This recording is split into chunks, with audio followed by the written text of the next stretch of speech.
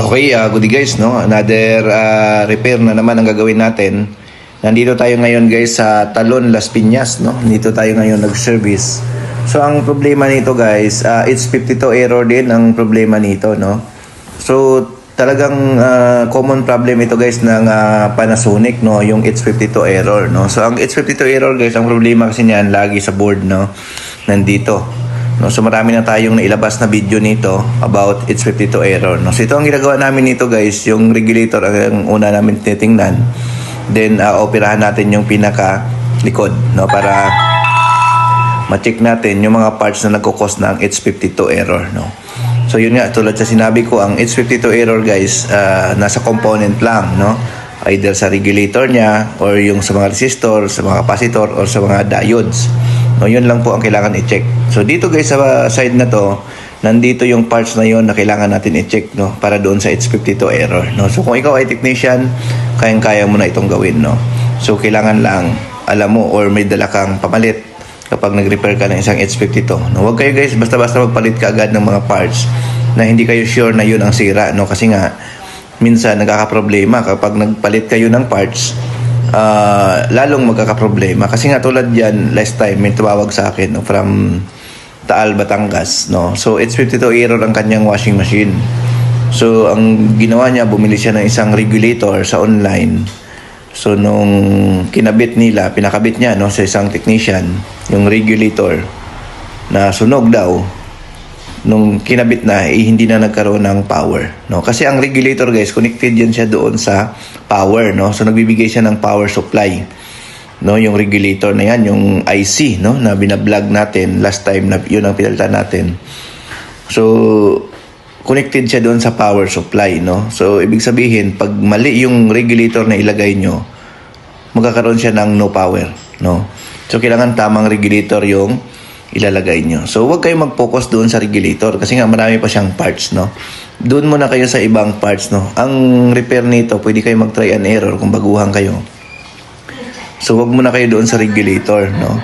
Doon kayo sa mga diode, resistor, capacitor, i-check nyo muna yon, no. So yung area na nagkukos ng H52 ay maliit lang, no. Dito lang yan guys sa area na to, no. Ito lang naman yung suyudin nyo. Ayan. Konti lang guys ang inyong i-check dito, no.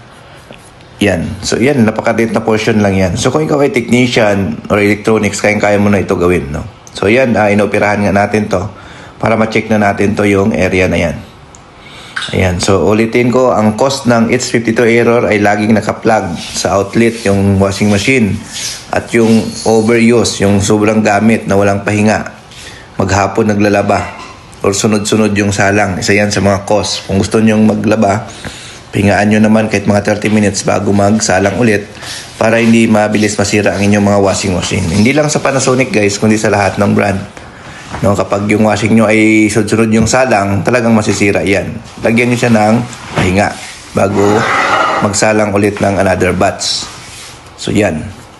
So kung gusto nyo pala magpa-service sa amin ng repair, mag-message lang kayo sa aming Facebook page sa Northshire Repair Shop or nandyan guys sa number namin sa may description, nandyan naman nilalagay natin, no? Pwede kayong tumawag dyan. Kami ay nag-service ng Cavite, Laguna, Batangas. So ang minimum repair nito guys ng H52 is 2.5, no. So yun po ang minimum repair dyan. So kung malayo kayo, mas mataas pa dahil sa transportation. So yun. So pero makamura pa rin naman kayo kaysa bumili kayo ng bago. Ang magastos nyo dyan, 9.5 kasama service fee kapag bumili kayo ng bagong board, no. So yun. At the same time, medyo limited guys yung parts nito, no. Kung bumili ka naman guys ng sikanhan nito, so expect mo din na baka ilang gamit mo lang mag-H52 error din, no. So yun. So mas maganda kung bibili ka ng bago or ipa-repair mo na lang kaysa magpalit ka ng surplus or sikanhan, baka ilang gamit mo ganun din, mag-H52 error din yan, no. Kasi nga hindi mo alam yung history, baka bugbog din yan doon sa pinanggalingan. So yun. So yan guys, kung mapansin nyo, itim na yung pinakailalim niya. Ayan. So nandito na naman yung sunog. So yung ilalim niyan guys, ang parts na nandyan is resistor. Mayroong transistor dyan na maliit. May capacitor din, SMD. Ayan. So yun po yung nasa ilalim niyan. So yun lang yung i-check nyo dyan, no? Yung resistor, baka change value na. Ang resistor dyan guys, 200k ohms yung value niyan, no? So kung bumaba na, palitan nyo na. So yan sa mga nag-cost ng H52. No? So dahilan yan kung bakit nagkaroon ng sira yan, dahil itong silicone nito ay umiinit na. Pag umiinit na, natutunaw, naging liquid. So nagkakaroon siya ng shortage. So doon siya nasisira. So yan. Ayan. So lagi lang kayo dapat may baon ng mga parts na pamalit para hindi masayang yung pag-repair nyo, no?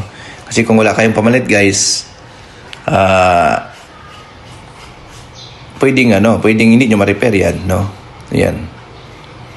So ito nga, no? So nilinis muna natin yung silicone bago natin to i-test, i-check, no? Ayan. So ano natin muna to, no? Linisin muna natin. Ayan. So sa mga bagong technician dyan, huwag nyong kalimutan i-like and follow yung ating Facebook or YouTube para updated kayo sa aming mga upload, no? So kung ikaw ay baguhan pa lang, panoorin mo yung mga video natin, no? So pag naubos mo panood yan, sigurado ako expert ka na sa washing machine, no? So ang washing machine repair, guys, hindi siya small time, no? Marami na ngayon ang magwagamit ng mga washing machine. So ayan, testing na natin, guys. Ayos na ito, no? Ayan. So after natin, nagpalit lang tayo dyan, guys, ng resistor, no? So yun, okay na yan, no? So yun lang yung problema niya, guys, dito sa issue na to, yung resistor. Nagpalit tayo dyan.